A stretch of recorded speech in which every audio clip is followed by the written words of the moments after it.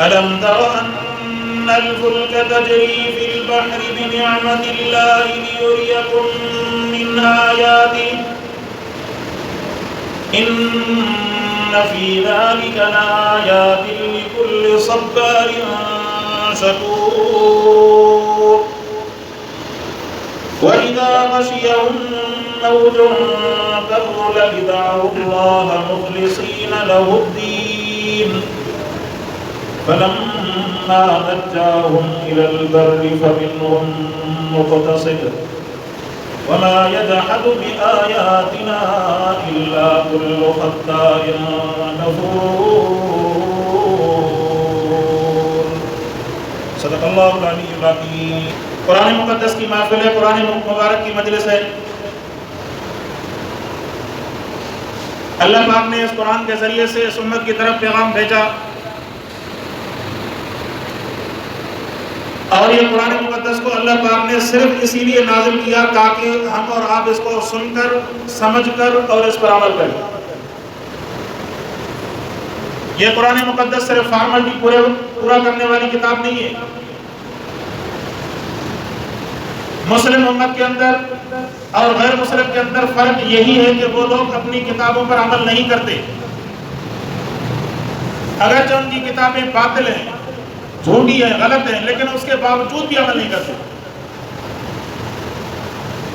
عیسائیوں کی کتاب انجیل، ان پر ان کا عمل نہیں ہے۔ ان پر عمل ہوتا تو ان کی کتاب کے اندر بھی اللہ تبارک و تعالیٰ نے ان کو فحاشی سے، بد کرداری سے، سود سے، چوری سے اور جو بھی معاشرتی گناہیں جو ہم سمجھتے ہیں، اللہ پاک نے ان کی کتاب کے اندر بھی ان کو ان کاموں سے روکا رکھا ہے، لیکن وہ عمل نہیں کرتے۔ چلے عیسائیوں کے پاس تو آسمانی کتابیں ہیں، لیکن اس وقت محفوظ نہیں ہیں۔ لیکن اس کے مقابلے میں اگر آپ ہندوؤں کو دیکھیں، غیر مسلموں کو دیکھیں، وہ تو اہل کتاب ٹھہرے، لیکن ہندو وغیرہ کو دیکھیں تو ان کا حال بھی یہ ہے کہ ان کے پاس بھی جو کتابیں ہیں وہ اپنی کتابوں پر عمل نہیں کرتے، صرف الماریوں کے اندر سجا کر ان کی کتابیں رکھی ہوتی ہیں، صرف اور صرف ان پر پھول چڑھانے کے لیے، یا کبھی بابرکت دن ہوگا تو اس کو سلام کرنے کے لیے، یا جو ہے کوئی رسم اور رواج کرنے کے لیے اس کو استعمال کرتے ہیں، لیکن عمل اس پر نہیں کرتے۔ ہم اور آپ کے پاس تو اللہ کی کلام، اللہ پاک کا کلام ہے کہ جس کے اندر تصدیق قلبی اس کو حاصل ہے مسلمانوں کی۔ اگر کسی مسلمان کو قرآن مقدس پر تصدیق قلبی حاصل نہیں ہوگی تو وہ تب تک مسلمان نہیں ہو سکتا، ایمان اس کا کامل نہیں ہو سکتا۔ اللہ کا قرآن آیا عمل کرنے کے لیے، اللہ کا قرآن آیا اپنی زندگی کے اندر اس کو نافذ کرنے کے لیے، صرف اور صرف الماریوں کے اندر سجا کر رکھنے کے لیے نہیں، بلکہ اس پر عمل کرنے کے لیے اور اس کو اپنی زندگی کے اندر نافذ کرنے کے لیے اللہ تبارک و تعالیٰ نے اس قرآن کو نازل فرمایا، اور اس قرآن کی حفاظت بھی اللہ پاک نے خود ہی فرمائی۔ اگر یہ قرآن جیسی کتاب غیر مسلموں کے پاس ہوتی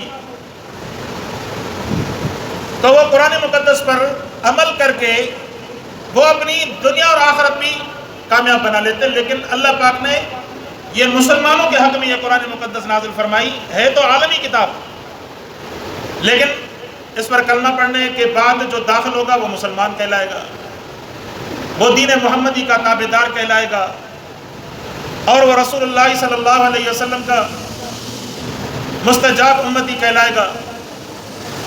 لیکن ہم نے اس قرآن کو صرف اور صرف فارملٹی پورے کرنے کے لیے اور جناب تلاوت کرنے کے لیے یا اپنی دکان کے اندر بابرکت بنانے کے لیے، ختم اور درود کے لیے، فوتگیوں پر اس کا ختم نکالنے کے لیے ہم نے قرآن مقدس کو ایک سائڈ پر محدود کر دیا۔ اس قرآن پاک کو اپنے زندگیوں کے اندر نافذ کرنے کے لیے ہم تیار نہیں ہیں۔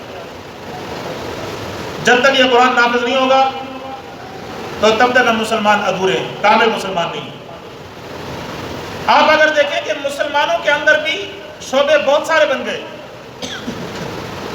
کوئی بدعتی سائٹ پر چلا گیا، کوئی جناب اپنے آپ کو ادھر جو ہے اہل بیت کرام کے تابعداری کے نام پر الگ اس نے کر لیا، اور کسی نے اپنا ایک حصار قائم کر لیا، اور پھر ہمارے اندر جو ایک جماعت ہے اس جماعت کے اندر بھی ہر کسی نے اپنا اپنا حصار بنا لیا کہ جناب اگر یہ اس کام کے اندر لگا ہوا ہے تو یہ کسی اور کام کے اندر کام نہیں آ سکتا۔ جیسے میں کھل کر ایک مثال عرض کر دوں، اگر مثال کے طور پر اگر کوئی سیاسی جماعت کے اندر کردار ادا کر رہا ہے تو باقی معاملات کے اندر اس کو مفلوج سمجھا جائے گا کہ جناب یہ سیاسی جماعت کے ساتھ منسلک ہے، اور اگر وہ جماعت کے ساتھ دعوت والی جماعت کے ساتھ لگا ہوا ہے تو اس کو اسی کے ساتھ مفلوج سمجھا جائے گا، جناب اس کے علاوہ کسی اور کی طرف اس کی توجہ نہیں جائے گی۔ اور یہ جو ہمارے بھائی بیعت کرنے والے ہیں تو پھر ان کا دین پھر وہیں پر رہ جائے گا۔ کلی طور پر، جامع طور پر ہم جو ہے قرآن مقدس پر عمل کرنے کے لیے تیار نہیں ہے۔ جہاں پر اسلام پر عمل کرنے کا کیا کہتے ہیں کہ بات آئے، اس پر ساری جماعتوں کو، سارے مسلمانوں کو، مسلمان سبھی ہیں، یہ میں نہیں کہہ رہا کہ کون مسلمان ہے کون غیر، سب مسلمان ہیں، سب کے اندر دل کے اندر تصدیق ہے، سب کے اندر ایمان کی رمق موجود ہے، لیکن یہ گروہ بندی کی وجہ سے، ہمارا آپس میں نااتفاقی کی وجہ سے قرآن مقدس کو ہم نے اپنی اپنی مرضی کے مطابق بنا لیا۔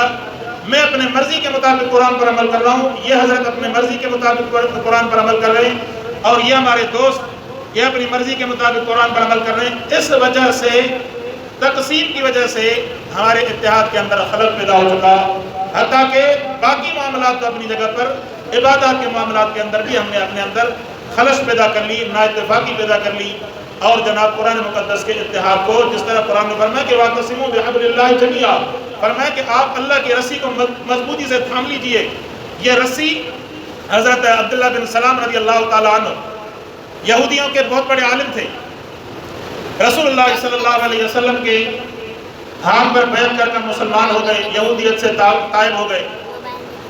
انہوں نے آ کر آپ علیہ السلام سے اپنے خواب کا ذکر فرمایا کہ یا رسول اللہ، میں ایک پہاڑ پر کھڑا ہوں، وہاں پر میں نے دیکھا کہ ایک مضبوط جو ہے کڑا، یہ جو پرانے زمانے کے اندر جو دروازے ہوتے تھے نا تو ان کے اوپر جو ایک لوہے کا کڑا لگا ہوتا تھا، کہا کہ میں نے اس کڑے کو پکڑا ہوا ہے۔ آپ علیہ السلام نے فرمایا کہ اس کڑے کو مضبوطی سے تھام کر رکھنا، یہی کڑا تمہیں جنت کے اندر داخل کر دے گا۔ قرآن مقدس کے اندر اللہ تبارک و تعالیٰ نے اس کا ذکر فرمایا ہے، فرمایا کہ أَلَمْ تَرَ أَنَّ الْفُلْكَ تَجْرِي فِي الْبَحْرِ بِنِعْمَتِ اللَّهِ لِيُرِيَكُم مِّنْ آيَاتِهِ۔ قرآن مقدس کے اندر اللہ رب الجلال نے اپنی آیات نازل فرمائی، اور ان آیات کے اندر اللہ پاک نے عقلی مثالیں بھی ذکر فرمائی تو نقلی مثالیں بھی اللہ پاک نے ذکر فرمائی۔ نقلی مثالیں کیسی؟ فرمایا کہ قرآن مقدس کے اندر اللہ نے فرمایا کہ لِلَّهِ مَا فِي السَّمَاوَاتِ وَالْأَرْضِ، فرمایا کہ زمین اور آسمان کا موات والارض، آسمان اور زمین کے اندر جو بھی چیزیں ہیں ان تمام چیزوں کا مالک اللہ رب الجلال ہے۔ آپ کو سمجھ میں بات آئے بھی اللہ مالک ہے، آپ کو سمجھ میں بات نہ آئے بھی اللہ رب الجلال مالک۔ فرمایا کہ ان اللہ هو الغنی الحمید۔ اس سے پہلے اس آیت کے اندر فرمایا وَلَئِن سَأَلْتَهُم مَّنْ خَلَقَ السَّمَاوَاتِ وَالْأَرْضَ، فرمایا کہ آپ کائنات کے اندر چلے جائیں، آپ ابھی مثالیں جہاں پر پاکستان کے اندر یہ جو سیلاب آیا، بتا رہے ہیں کہ تقریباً 3 کروڑ لوگ اس سے متاثر ہوئے، کہیں پر پیر کا مزار بھی تھا، کہیں پر درگاہ بھی تھی، کہیں پر ان کا حجرہ بھی موجود تھا، لیکن وہ لوگوں کو تو کیا بچاتے، اپنے مزار بھی ان کے پانی میں ڈبکیاں کھا رہے تھے، وہ کیا بچاتے۔ اور مشرکوں کی اللہ پاک نے مثال قرآن کے اندر بیان فرمائی، فرمایا کہ وَإِذَا غَشِيَهُم مَّوْجٌ كَالظُّلَلِ دَعَوُا اللَّهَ مُخْلِصِينَ لَهُ الدِّينَ۔ ابو جہل جو کافر تھا، کافروں کا سردار تھا، ظالم اتنا تھا، متکبر اتنا تھا، جب بدر کے میدان میں وہ قتل ہوا تو حضرت عبداللہ بن مسعود رضی اللہ تعالیٰ عنہ اس کی گردن کاٹنے کے لیے جب جا رہے تھے تو پیر اس کے کٹے ہوئے تو اٹھ نہیں سکتا تھا، لیکن حضرت عبداللہ بن مسعود کو دیکھا، وہ اس کی گردن کاٹنے کے لیے مطلب کام تمام کرنے کے لیے آ رہا تھا، ظالم اتنا تھا۔ اس نے کہا کہ تم غلام تھے پہلے، تم جو ہے میری گردن کاٹنے کے لیے آ رہے ہو، کوئی سردار تو آتا تمہارا مسلمانوں کے اندر، حضرت ابو بکر جیسا، حضرت علی جیسا، رسول اللہ کے رشتے میں سے تو کوئی آتا، کاٹتا، چلے اب مرتے وقت جو ہے کیا قانون نافذ کرنا، چلے تو نے اگر میری گردن کاٹنی ہے تو کاٹ لیں، لیکن تھوڑی بڑی کر کے کاٹنا تاکہ مرنے کے بعد جب گردنیں رکھی جائیں تو پتہ چلے یہ مکے کے سردار کی گردن. ایسا متکبر تھا. میں مثال اس لیے عرض کر رہا ہوں کہ کافی حضرات سوچتے ہیں کہ ان حکمرانوں کو، ظالموں کو ہدایت نہیں ملتی. ہدایت جب نہ ملے تو اللہ تبارک و تعالیٰ ہدایت کا راستہ چھین لیتے ہیں. یا اللہ پاک کا احسان ہے کہ اللہ پاک نے ہم اور آپ کو اسلام کی توفیق نصیب فرمائی. تو میں عرض کر رہا تھا کہ ابو جہل کا بیٹا اکرمہ نام تھا اس کا، پہلے غیر مسلم تھا، فتح مکہ کے بعد 8 ہجری میں مکہ فتح ہوا، اس کے بعد مسلمان ہوا.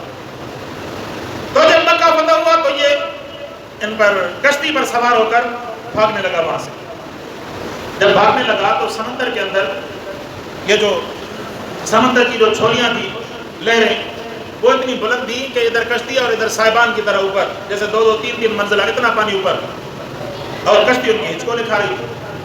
تو جو کشتی کو چلانے والا تھا پریشانی کی حالت میں آپس میں بات کر رہے تھے. پوچھا کہ بھائی کیا کریں؟ کہا کہ اس وقت تو اللہ کے علاوہ تو کوئی ذات ہی نہیں جس کو پکارا جائے. کہا کہ اچھا، جس اللہ کی توحید سے بچنے کے لیے میں مکہ چھوڑ کر بھاگا ہوں، مشکل کے وقت میں کام بھی وہی آئے گا. کہا کہ بالکل مشکل کے وقت میں کام بھی وہی اللہ پاک. میں عرض کر رہا تھا کہ مشرکین آج بھی آپ دیکھیں، مشرکین سے پوچھیں، مشرکین بھی کہیں گے کہ آج ہمارا مرشد، ہمارا کوئی سائیں، ہمارا کوئی بڑا کام نہیں آیا. اس وقت اگر پکارنے کے لائق ہے تو وہ صرف اور صرف اللہ رب الجلال کی ذات. فرمایا کہ وَإِذَا غَشِيَهُمْ، تو میں عرض کر رہا تھا کہ جب آپ ان سے جا کر پوچھیں گے کہ بھئی بتاؤ زمین اور آسمان کا خالق کون؟ قرآن نے فرمایا کہ وَلَئِن سَأَلْتَهُم مَّنْ خَلَقَ السَّمَاوَاتِ وَالْأَرْضَ لَيَقُولُنَّ اللَّهُ. فرمایا کہ اگر آپ ان غیر مسلموں سے سوال کریں گے کہ بتاؤ زمین اور آسمان کا خالق کون ہے، تو فرمایا کہ یہ اللہ کو نہ ماننے والے بھی کہیں گے کہ لَيَقُولُنَّ اللَّهُ. فرمایا کہ زمین اور آسمان کا خالق اللہ ہے. فرمایا کہ قُلِ الْحَمْدُ لِلَّهِ، جب غیر کی زبان سے بھی اللہ کی تعریف سن لے تو پھر کہہ دیجیے الحمدللہ بل اکثرهم لا یعلمون. فرمایا کہ اللہ کی تعریف بیان کیجیے. کوئی غیر مسلم آپ سے اپنے عقیدے کی بات نہیں منوا سکتا، لیکن آپ غیر مسلموں سے اللہ کی توحید منوا سکتے ہیں. اللہ تبارک و تعالیٰ نے یہی شان رکھی ہے اسلام کی. غیر مسلم آپ کو عقلی طور پر یا نقلی طور پر آپ کو کمزور نہیں کر سکتا، لیکن مسلمان غیر مسلموں کے اوپر بھی غالب آ سکتا ہے. کیسے؟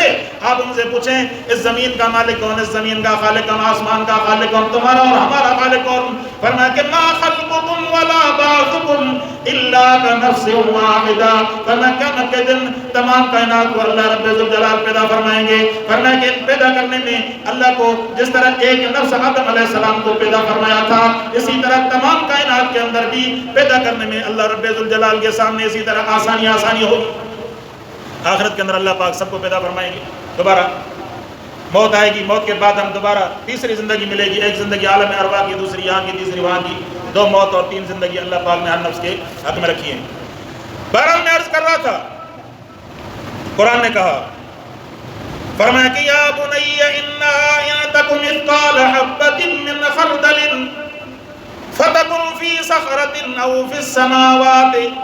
قرآن نے اس کو ذکر فرمایا کہ صخرہ کی طرح اس کو پکڑ لو، مضبوطی کے ساتھ تھام لو. جب آپ اس قرآن مقدس کو مضبوطی کے ساتھ تھام لیں گے، اس پر عمل کریں گے، اللہ رب الجلال اس عمل کی وجہ سے اللہ پاک مرنے کے بعد اس قرآن کو وکیل بنا کر جنت تک آپ کا راستہ آسان فرما دے گا. جنت کی طرف وکیل تو چاہیے نا. آخر میں ہم جن کی پوجا کر رہے ہیں، قرآن نے فرمایا کہ آخرت کے اندر کوئی کام نہیں آئے گا. فرمایا کہ یا ایھا الناس اتقوا ربکم واخشوا یوما لا یجزی والد عن ولدہ ولا مولود هو جاز عن والدہ شیئا. اے کائنات کے انسانوں، سب کو اللہ رب الجلال نے اپنی طرف دعوت دی ہے. فرمایا کہ آؤ قرآن کی طرف، اتقوا ربکم واخشوا، ڈرو اپنے رب الجلال سے، واخشوا یوما لا یجزی، اور فرمایا کہ ڈرو اس دن سے لا یجزی، کام نہیں آئے گا، والد عن ولدہ، والد اپنی اولاد کو کام نہیں آئے گا، ولا مولود هو جاز عن والدہ، اور نہ اولاد اپنے والد کو کام آئے گی شیئا، ذرے برابر بھی. ان وعد اللہ حق، فرمایا کہ اللہ کا وعدہ سچا، اللہ کا وعدہ سچا. اللہ کے وعدے میں کوئی شک ہے؟ کوئی شک نہیں ہے، سب کو پتہ ہے قرآن سچا ہے، عمل کرتے ہیں، کوئی عمل نہیں کرتا۔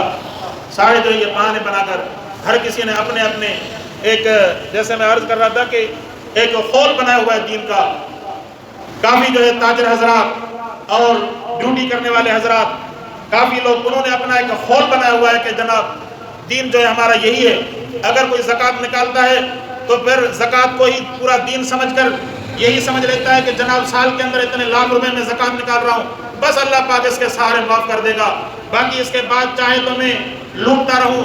اور جاب کرنے والا یہی سمجھ لیتا ہے کہ جناب فلاں جو آفس والے کام نہیں کر رہے تو چلو میں بھی ڈنڈی مار لیتا ہوں، میری ڈیوٹی یہاں پر 5 سے 10 گھنٹے، لیکن چلو سائن کر کے جو ڈنڈی مار کر چلا جاتا ہوں۔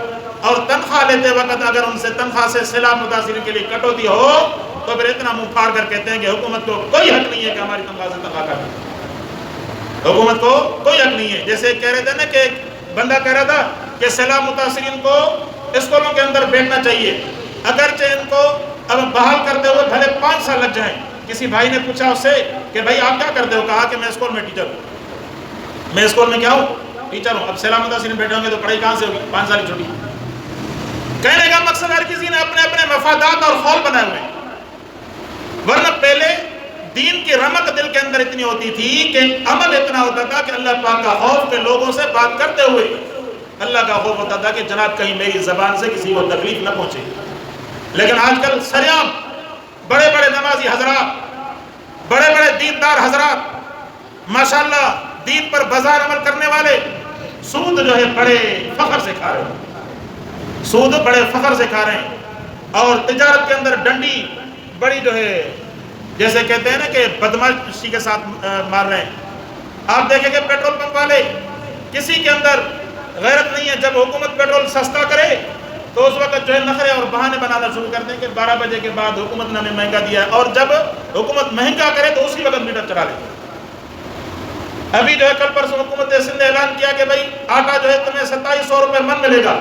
کوئی ایسا آٹا چکی والا ہے جو 2700 روپے من دے رہا ہو؟ بدماشی عروج پر کہتے ہیں کہ جناب گورنمنٹ جو ہمیں دے رہی ہے، بھائی اگر آپ کی یہ دلیل مان لی جائے تو گورنمنٹ آپ کو 2700 روپے میں اب سے دے رہی ہے، پہلے آپ کو 4000 روپے میں ملا تھا، ابھی آپ 4500 روپے میں من بیچ رہے ہو۔ تو چلیں جب کیا کہتے ہیں مہنگا ہوتا ہے تو اس وقت آپ یہ دلیل بنا لیتے ہیں، سستا ہوتا ہے تو دلیل بنا لیتے ہیں قوم کے لیے، جب مہنگا ہوتا ہے تو اس وقت اسی وقت چڑھا لیتے ہیں۔ اسی وقت تو تاجر یہ نہیں سوچتا کہ جناب میں نے تو 2500 روپے خریدی تھی گندم، اس وجہ سے میں تو 2500 روپے بیچوں گا، میری ایمانداری ہے۔ نہیں نہیں، اگر 4000 روپے ریٹ چڑھ جائے گا من پر، فوراً 1500 روپے بڑھا کر 4000 روپے بیچنے لگے گی، وہاں کوئی دلیل کم نہیں آئے گی۔ اور جب سستا ہوگا تو اس وقت جو ہے سب جو ہے بدماشی پر، گنڈا گردی پر آ جائیں گے۔ حکومت کو تو ہم سب گالیاں دیتے ہیں، حکومت کا قصور بھی ہے، میں یہ نہیں ہے کہ میں کوئی حکومت کی وکالت کرنے آیا ہوں، لیکن میں یہ عرض کرتا ہوں کہ جیسے اس دن ایک بھائی کہہ رہا تھا کہ صحیح ہمارے ہاں سیلاب کے علاقے میں جو کشتی چلا رہے ہیں، کشتی باندھ، وہ کیا کرتے ہیں کہ رات کے ٹائم پر ہمارے گھر پانی کے اندر ڈوبے ہوئے ہیں، وہ رات کے ٹائم پر کشتیوں پر آتے ہیں اور ہمارے گھروں سے جو سولر پلیٹیں اور مختلف پنکھے وغیرہ وہ چرا کر لے جاتے ہیں۔ اب مصیبت زدہ، آفت زدہ علاقوں کے اندر جب غریب سے غریب تر بندہ اس طرح کا اثر کرے گا تو پھر اللہ تبارک و تعالی حکمران بھی تو ایسے ظالم مسلط نہیں کرے گا تو کون کرے گا؟ ہم اپنی طرف سے اگر کوئی گری پڑی چیز مل جائے ہم اس کو نعمت سمجھ کر اپنے جیب میں رکھ لیتے ہیں، جیسے میرے ابے نے مجھے دی تھی۔ کبھی جو ہے حقدار کا حق پہنچانے کے لیے ہم جو ہے اپنا عمل کرنے کی کوشش نہیں کرتے، دین پر اپنے آپ کو لانے کی کوشش نہیں کرتے۔ کافی حضرات ہم نے دیکھے ایک دیندار کے لیے، تو کسی ساتھی نے مجھے کہا کہ سائیں یہ حضرت تو ماشاءاللہ بڑے دیندار ہیں لیکن یہ اپنے والد صاحب سے بات نہیں کرتے، اس کو گالیاں دیتے۔ تو یہ معاشرتی برائیاں بہت ساری ہمارے اندر، انہی کے لیے تو اللہ پاک نے یہ قرآن نازل فرمایا۔ صرف قرآن اس کے لیے تو نہیں ہے کہ جناب تلاوت کرے اور پڑھے اور جو ہے رفع و چکر ہو جائے، ایسا تو نہیں ہے، عمل کرنے کے لیے۔ ہمارے یہاں ساتھی پوچھتے ہیں کہ صحیح آپ بھی ہمارے، میں نے دکان کھولی ہے، میری دکان پر بچے بیٹھتے ہیں ختم نکالنے کے لیے، میں کہتا ہوں بھائی کیا ہوگا، اسے جلیبی کھلاؤ گے، بریانی کی پلیٹ کھلاؤ گے، اور کیا ہوگا؟ اس سے کوئی فائدہ نہیں ہوگا۔ یہ صرف قرآن مقدس کو استعمال نہ کریں، اگر اتنا شوق ہے، اگر قرآن مقدس کو اور دینداروں کو یا دین پر عمل کرنے کا اتنا شوق ہے تو آپ لوگوں کو جمع کریں۔ قرآن میں تمہیں پڑھ کر سناتا ہوں، ترجمہ بھی سناتا ہوں، آپ مجھے کھانا بھی نہ کھلائیں، کچھ بھی نہ کریں، آپ جو صرف قرآن بیٹھ کر سنائیں، لوگوں کو جمع کریں، ہم دعوت دیں ان کے سامنے، قرآن کی دعوت پیش کریں، اس کے بعد ہم واپس آ جائیں گے، کوئی آپ کا ہمیں مزدوری نہیں چاہیے۔ تو کہا کہ نہیں، اس سے کیا ہوگا، مطلب اس نے اپنے ذہن میں بنا ہوا کہ ختم نکلے گا تو برکت ہوگی، باقی اگر درس کیا جائے، قرآن کو پڑھ کر اس کا معنی اور مفہوم بیان کیا جائے یا اس کا سبق بیان کیا جائے تو اس سے برکت نہیں ہوگی۔ حالانکہ اصل برکت تو یہ ہے، اصل برکت تو یہ ہے، قرآن مقدس کو پڑھاؤ، اس کو سمجھاؤ، اس کو عمل کراؤ۔ اگر کسی کو علماء پر اعتماد نہیں ہے، آج کل لوگ ہیں نا کہ جناب وہ خود ہی جو مولوی بنے ہوئے ہیں، تو چلیں علماء کرام نے ترجمے قرآن پاک کے لکھے ہوئے ہیں، قرآن پاک کو ترجمے کے ساتھ پڑھیں، کم از کم اتنا ہوگا کہ حلال اور حرام کی تمیز تو ہمارے اندر ہو جائے گی، ہمارے اندر حلال اور حرام کی تمیز تو ہو جائے گی، ایک دوسرے کے ساتھ پیش آنے کا، معاملے کا، آخرت کا، اللہ پاک کا خوف ہوگا، جس طرح قرآن نے کہا غوثو ڈرتے رہو اللہ تبارک و تعالیٰ سے، اتقوا ربکم، اللہ پاک سے ڈرو۔ جب اللہ پاک کا خوف ہوگا تو اس کے بعد قرآن پر عمل کرنے میں بھی آسانی ہوگی۔ تو یہ معاشرتی ہماری بیماریاں ہیں، اس کی طرف میں نے توجہ دلائی ہے۔ اللہ پاک سے دعا ہے کہ اللہ پاک ہم سب کو عمل کرنے کی توفیق عطا فرمائے، ہم میں سے جس کے اندر جو خرابی ہے اللہ پاک اس سے بچنے کی توفیق عطا فرمائے۔